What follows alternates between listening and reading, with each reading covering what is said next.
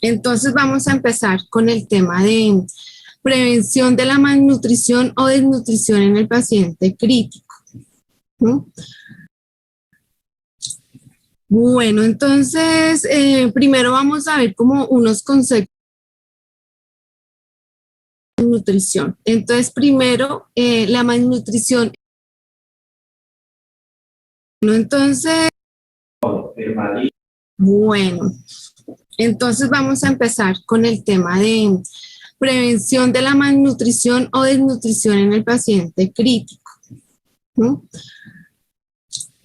Bueno, entonces primero vamos a ver como unos conceptos generales sobre qué es la malnutrición. Entonces, primero, la malnutrición es el desequilibrio en la nutrición que puede estar dado por un exceso de alimentación o por un déficit de alimentación, ¿sí? Normalmente ese exceso nos va a llevar a problemas de obesidad, de sobrepeso, de enfermedades cardiovasculares. Y el defecto de la alimentación o el déficit de alimentación nos va a llevar a problemas de desnutrición. Entonces, básicamente la desnutrición, ¿qué es? Es el déficit de proteínas y energía. La energía está por el consumo de carbohidratos y de grasas y otros micronutrientes. Los micronutrientes son las vitaminas, los minerales. Entonces, cuando hay déficit en el consumo de estos nutrientes, esto va a llevar a que haya unas alteraciones funcionales y anatómicas del organismo que se va a ver asociado o no a la agravación del pronóstico de algunas enfermedades, ¿sí? O sea, si hay una persona que se desnutre, las complicaciones que va a tener cuando tiene una enfermedad asociada, pues van a ser peores, por decirlo así, y el pronóstico no va a ser muy bueno. Si hay un buen soporte nutricional, puede ser que esto sea reversible. También hablamos del riesgo nutricional. Entonces, ¿qué es el riesgo? Es la probabilidad de mejor o peor evolución debido a factores nutricionales, pero que si yo tengo una adecuada intervención nutricional en ese paciente, voy probablemente a tener una mejor evolución. Bueno, caquexia, yo creo que muchos de ustedes, sobre todo la parte asistencial, han visto un paciente caquético. Estos pacientes son aquellos que, como lo dicen algunas personas, forrados los huesitos, ¿sí? Que ya llega a tal su estado nutricional que es notorio sus costillas, la clavícula, ¿sí? O lo que se llama el rosario de las costillitas. Entonces, esto es un síndrome metabólico complejo que está siempre asociado a alguna enfermedad subyacente caracterizado por la pérdida de músculo. Puede haber pérdida del músculo y puede haber pérdida de la masa grasa. Y esto pues está dado por un déficit de alimentación, principalmente por todo lo que tiene que ver con el catabolismo de las proteínas, ¿cierto? Entonces, ¿cuál es el objetivo, digamos, de esta charla? Es establecer una cultura institucional, ¿cierto? En la que todos intervengamos para prevenir la desnutrición en el paciente que está en unidad de cuidado crítico o el paciente que está hospitalizado. ¿Esto qué va a hacer? O sea, cuando un paciente está desnutrido, ¿qué pasa?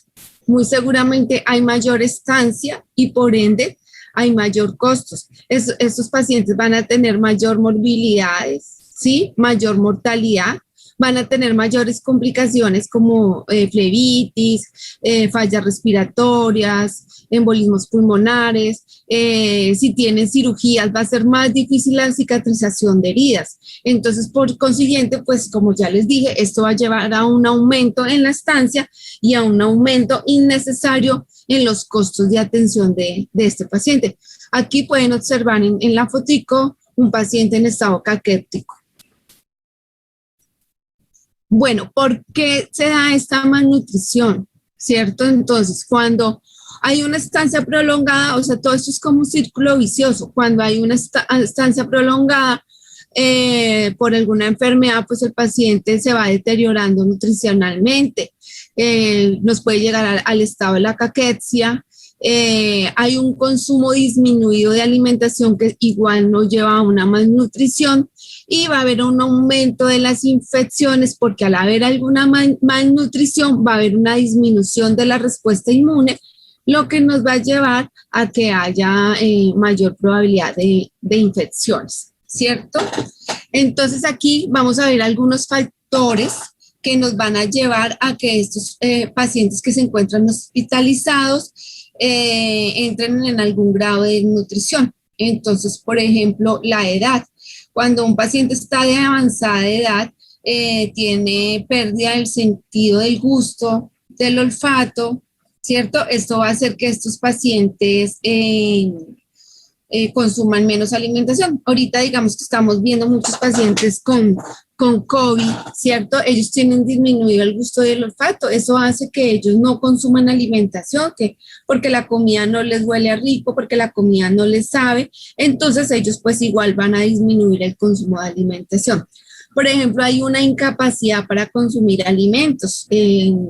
Bueno, puede ser por muchas patologías, pero por ejemplo, una persona que tiene alguna discapacidad física, que tiene alguna fractura en sus miembros superiores, pues no va a poder consumir su alimento o que tiene alguna dificultad para consumirlos.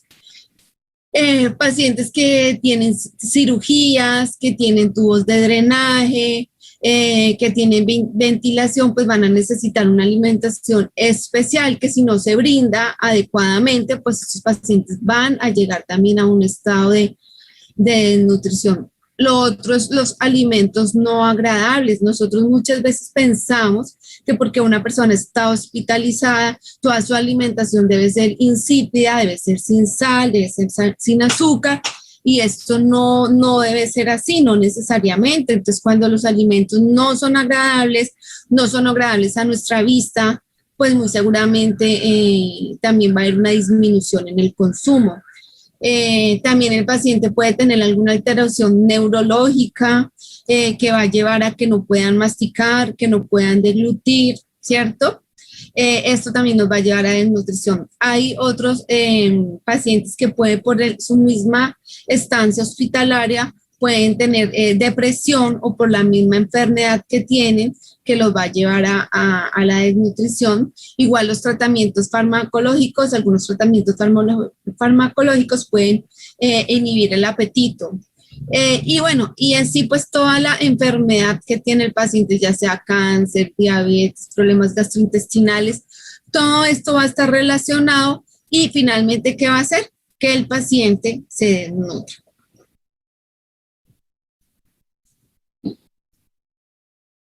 Bueno, entonces, básicamente en muchos estudios que se han realizado, han encontrado que estos pacientes, por lo general, se encuentra, o sea, cuando un paciente ingresa a una institución al egreso, entre el 50 y el 70% salen con algún grado de desnutrición. Si ve que es una cifra muy alta, la cual nosotros mediante pues las intervenciones que hagamos como equipo multidisciplinario debemos tratar de evitar, ¿sí?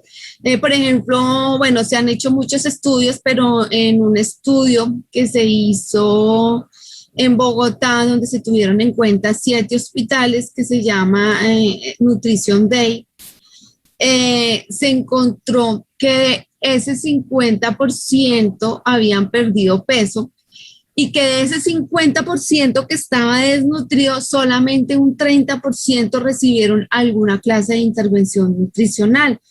Evaluaron 2 servicios, evaluaron el servicio de medicina interna y evaluaron el servicio de cirugía.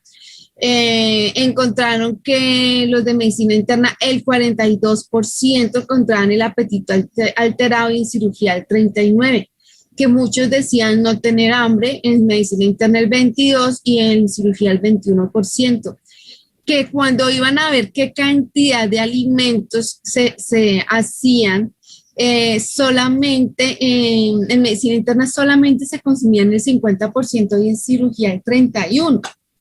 Que si no va a ver que una persona se consuma al día la mitad de lo que necesita, pues muy seguramente va a entrar en una desnutrición. Yo creo que muchos de los que estamos en la parte asistencial hemos observado que los pacientes cuando están hospitalizados dicen, no, no, yo solo me tomo la sopita, yo solo me tomo el jugo, ¿sí?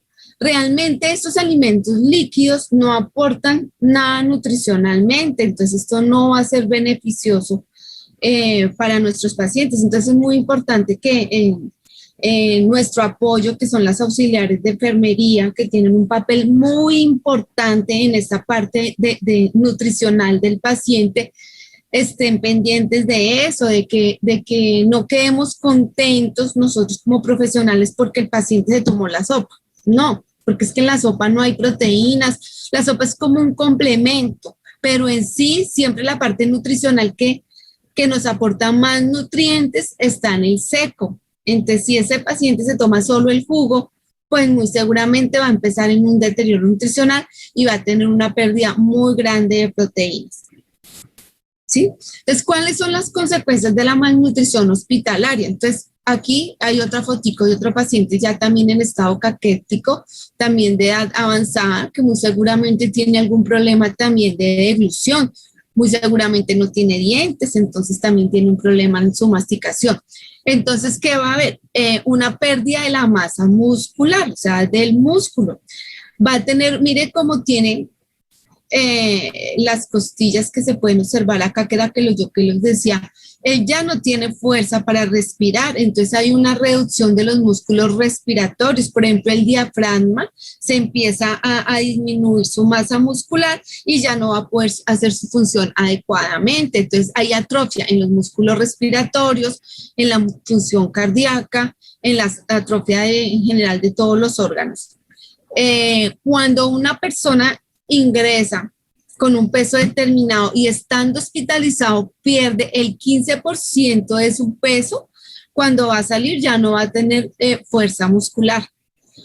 Y cuando un paciente pierde el 23% del peso con el que entró, va a salir casi con una discapacidad física. No va, son pacientes que nosotros pues llamamos también con desacondicionamiento físico, que ellos ya no pueden ni siquiera caminar, entonces tiene que empezar un proceso de recuperación nutricional y también pues un proceso de terapias para que esta persona pueda otra vez tener las capacidades que tenía muy seguramente antes de que ingresara a nuestra hospitalización. Esto también pues va a llevar a que haya alteraciones psicológicas como la anorexia también por la estancia prolongada. Bueno, entonces, cuáles son las acciones inseguras y cuáles son las estrategias que nosotros como grupo de salud podemos plantear, ¿cierto? Para tratar de evitar que nuestros pacientes se desnutran durante la hospitalización.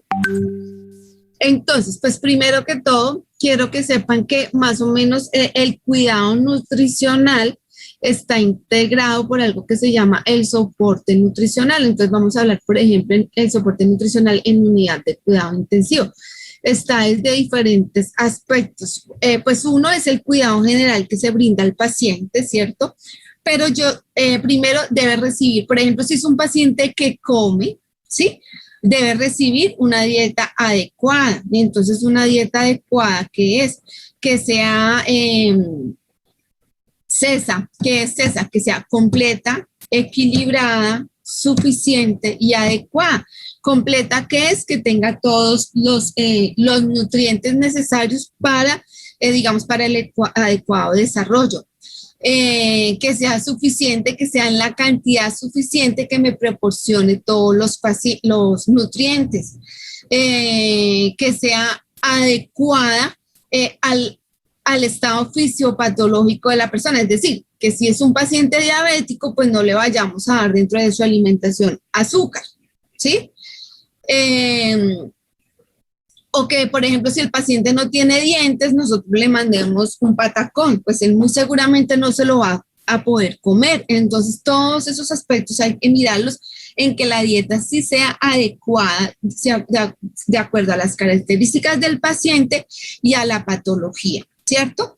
Al principio hablamos del riesgo, que hay algunos pacientes que están en un riesgo alto de deterioro nutricional. Entonces, ¿qué podemos hacer? La suplementación. La suplementación es cuando además de una dieta adecuada, yo le voy a dar un complemento nutricional. También, pues, digamos que existen muchos complementos nutricionales que cada uno está hecho para la patología que tenga el paciente, si el paciente tiene restricción, si no tiene restricción de líquidos, si no tiene restricción, si el paciente hay que hacerle restricción de azúcares, si hay que darle alto en proteína. Entonces hay que mirar cómo se suplementa a ese paciente de la forma más adecuada para yo evitar que se inicie un proceso de desnutrición en un paciente que no está desnutrido, pero que lo tengo en un riesgo alto de desnutrición. Bueno, también hay pacientes que, digamos, que no comen, que ya están un poquito más complicados, que necesitan un soporte nutricional especializado. Entonces hablamos de la nutrición enteral. ¿Qué es la nutrición enteral? Es cuando la alimentación entra a través del tracto gastrointestinal y necesitamos pues una vía.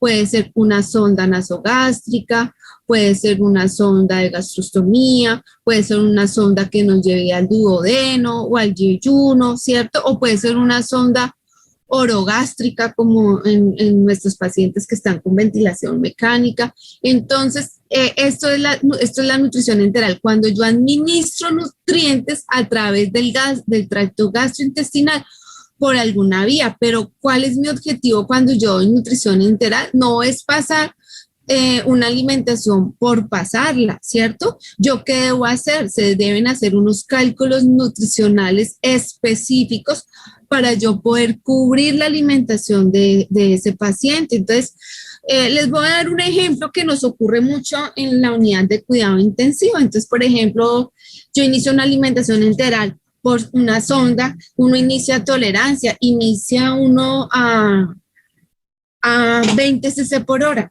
¿Qué es a 20 cc por hora? 20 cc por hora básicamente es como un vaso de alimentación al día. Entonces yo les hago una pregunta. ¿Ustedes creen que yo con un vaso de un alimento al día me voy a mantener si estoy con una enfermedad crítica?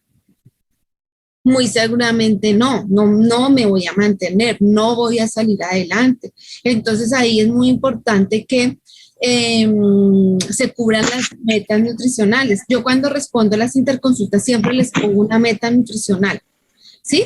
Que son la cantidad de alimento que debemos pasar por la sonda para yo poder cubrir mi aporte nutricional.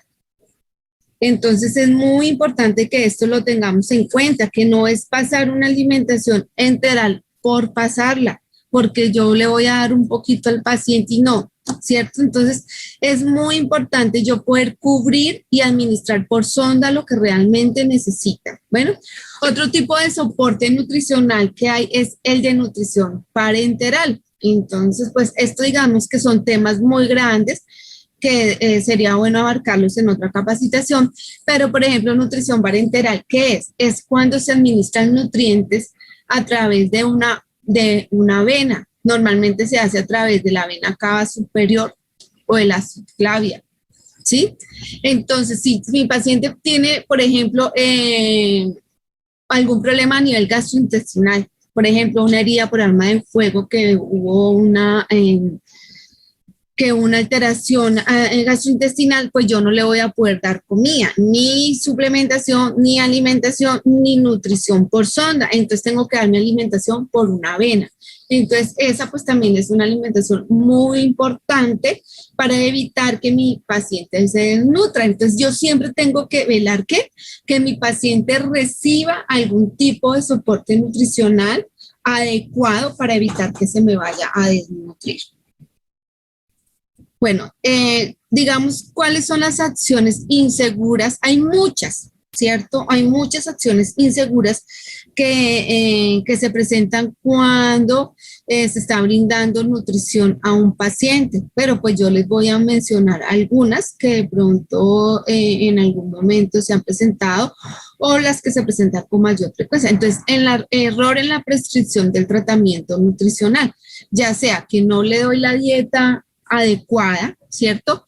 O que no le doy el producto nutricional adecuado que necesita por la sonda. Por ejemplo, retardo en el inicio del soporte nutricional o ajuste del mismo. Entonces, por ejemplo, un paciente que llega y dura 3 días sin vía oral y yo no he decidido cómo lo voy a alimentar, pues en esos 3 días ese paciente muy seguramente va a empezar a gastar su músculo para producir energía. Entonces es un paciente que se me va a desnutrir, ¿sí? Bueno, falta de supervisión del paciente con soporte nutricional enteral y parenteral. Lo que yo les decía, si yo inicio mi nutrición enteral y lo mantengo a 20 cc por hora, pero ese paciente necesitaba para poder alimentarse 60 cc por hora y yo nunca llego allá, pues es un paciente que va a empezar a depletarse y a desnutrirse. Otras veces es que de pronto no damos la educación suficiente cuando reciben dieta, no les explicamos por qué la dieta o por qué la alimentación va a ir sin sal o porque tiene alguna característica especial, o no le explicamos que es más importante, por ejemplo, comerse el sólido que el líquido, entonces eso también nos va a producir alteraciones en el estado nutricional. De pronto podemos tener que en el momento no tengamos alguna disponibilidad de algún producto especializado en farmacia y nos vayamos a demorar en el inicio del soporte nutricional, ¿sí? Entonces, por ejemplo, cuando se presenta este problema de que yo les pida un producto nutricional y en ese momento no lo hay, ¿cierto? Yo no debo dejar a mi paciente sin comida. Digamos que en este caso debemos buscar, bueno, al médico o me deben buscar a mí como nutricionista, ¿qué otra opción hay? ¿Qué otra alternativa tenemos para poder alimentar al paciente? Pero nunca dejarlo sin alimentación porque en ese momento no había, digamos que el producto necesario.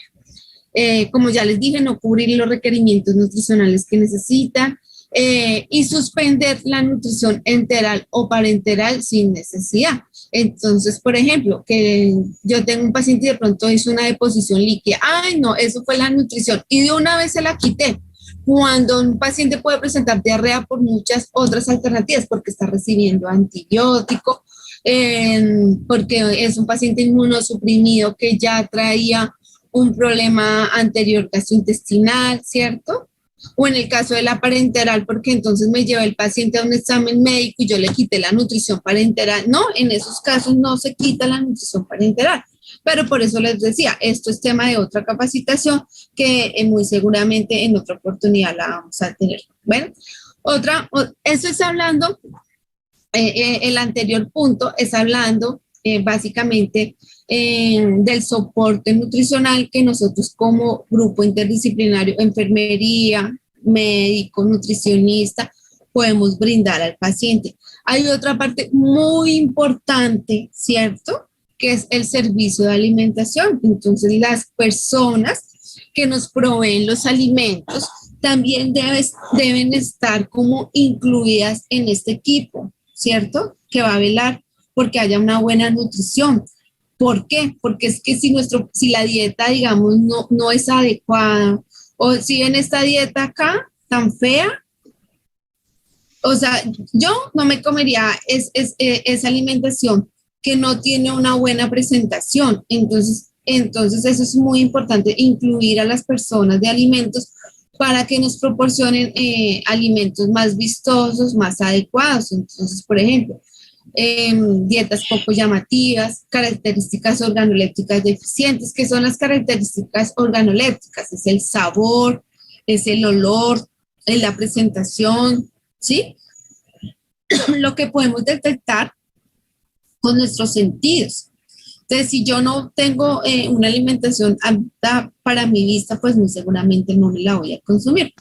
Es importante y a veces tener en cuenta aspectos culturales de los pacientes, los gustos, los hábitos, ¿cierto? Como para ayudar a favorecer que se consuman nuestros alimentos. Entonces, si es una persona que, por ejemplo, no sé, un ejemplo, es vegetariana, yo no lo puedo obligar a comer carne porque es que esa es su cultura, él ya es vegetariano, entonces yo qué voy a hacer, mirar cómo se le proporciona una dieta adecuada respetando su vegetarianismo, ¿sí? O por ejemplo, es un paciente, no sé, de otra región. Hablemos de algo que muchas veces ha pasado, digamos en las personas que son de las costas, no les gusta la changua de huevo y yo aquí les doy todos los días changua de huevo y él no se la come. Pues yo debo identificar que ese alimento no está dentro de sus gustos culturales y debo buscar alguna alternativa para yo poder suplir eso. También están las dietas muy restrictivas. Entonces, por ejemplo, hay veces que hablemos del paciente diabético. Entonces, digamos que algún personal de pronto porque no hay la capacitación suficiente, entonces el paciente diabético le dice, no, es que usted no puede comer frutas porque las frutas son de sabor dulce. Entonces les llega la papaya, les llega la naranja, les llega el melón y no se lo dejaron comer que porque no podían. Entonces también hay que tener, digamos, un poco más de conocimiento sobre estos aspectos de cómo debe ir cada dieta para yo no llegar a que voy a dar una alimentación muy restrictiva sin necesidad. O dietas no nutritivas. Por ejemplo, hay unas dietas que son simplemente para probar tolerancia. Las dietas de probar tolerancia son las dietas líquidas claras. Por ejemplo, la dieta líquida clara que trae un consomé, una gelatina y un agua aromática. Entonces, aquí yo les cuestiono nuevamente. ¿Ustedes creen que si yo llevo 3 días, 4 días consumiendo aromática, consomé, me estoy alimentando? No, no me estoy alimentando. Estoy llevando un proceso de desnutrición. Entonces, esas dietas que se dan para ver si mi paciente tolera no deben durar más de un día. Si ya mi paciente no tolera la dieta líquida clara y ya lleva 2 días con consomé, pues se debe mirar a ver qué se va a hacer, ¿cierto? ¿Cuál es la alternativa? ¿Cuál soporte nutricional se le va a brindar a ese paciente? Bueno, quiero que, bueno, de pronto para los que no conocen mucho mi trabajo, yo estoy pendiente de todas las unidades de cuidado intensivo de medio integral, excepto Manizales. En Manizales hay otra nutricionista, pero quiero que ustedes sepan qué es lo que de pronto se está haciendo actualmente y con base en esto, pues mirar qué se puede mejorar. Entonces, actualmente, ¿quiénes tienen intervención nutricional? Todos los de protocolo de cirugía cardiovascular, es decir, que todos los de nuestro programa de cirugía cardiovascular que van a ser operados, se les hace una valoración nutricional previa a la cirugía.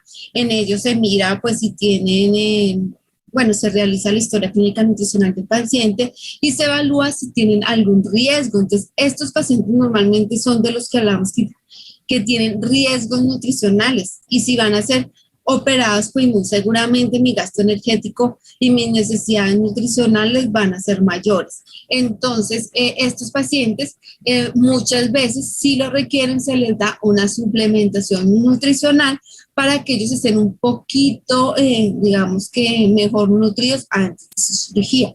Todos los pacientes que reciben ventilación mecánica, que requieren soporte nutricional enteral, son interconsultados a nutrición para poder adecuar el soporte nutricional que necesitan y establecer las metas calóricas para que ya pues el médico y enfermería son los que pues finalmente se encargan de estar pendiente de que haya una adecuada tolerancia, pero pues siempre sus pacientes tienen ya establecidos cuáles son las metas calóricas. También son valorados nutricionalmente todos los pacientes que tienen patologías gastrointestinales bueno, aquí es el que tiene patología gastrointestinal o el que por alguna razón no puede consumir ni vía oral ni nutrición enteral, que requiere nutrición parenteral. Entonces, estos pacientes también requieren monitoreo nutricional y pues diariamente se calcula su nutrición parenteral.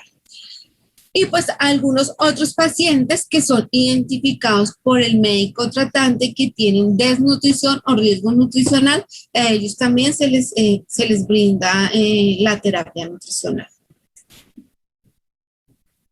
Bueno, entonces, digamos que estrategias para prevenir que nuestro paciente llegue a desnutrición Pues hay muchas. Una de ellas es el tamizaje nutricional, que es algo que se hace cuando ingresa un paciente y se identifica que tiene un riesgo nutricional. Ese paciente que identifica con riesgo, pues debería ser interconsultado a nutrición para de una vez iniciar su terapia nutricional. Lo otro es que haya pues un trabajo en equipo, ¿cierto? En que en ese trabajo en equipo pues debe estar el médico, la nutricionista, la enfermera, la auxiliar de enfermería, el químico farmacéutico, o sea, todo el equipo de salud eh, que vamos a hacer que nuestro paciente tenga todo lo que necesita para que tenga un adecuado soporte nutricional, ¿sí? Asimismo, como les decía, el área de servicio de alimentos. Eh, bueno, también evaluar lo que ya hablamos, la posibilidad de iniciar suplementación oral a los pacientes con riesgo nutricional y también esos pacientes que ya fueron, que tienen una terapia nutricional, pues hacer un seguimiento diario.